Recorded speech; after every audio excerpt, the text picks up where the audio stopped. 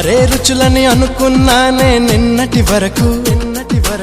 ఏడో రుచినే కనుగొన్నానే నీ ప్రేమతో രുചികളാണെന്ന് ഞാൻ കണ്ടു ഇന്നലെ വരയിൽ ഏഴാം രുചിയും ഉണ്ടെന്നറിഞ്ഞു നീ പ്രേമത്തോ నిన్నటి దాకా నాలుగు దిక్కులు ఈ లోకంలో ഇന്നു മുതൽ నువ్వే దిక్కు ఎన్ లోകത്തിൽ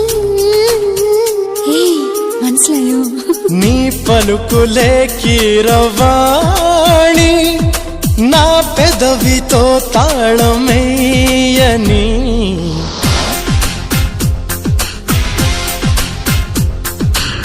మాధవుడే బ్రహ్మను పోని సృష్టించాడేమో గాని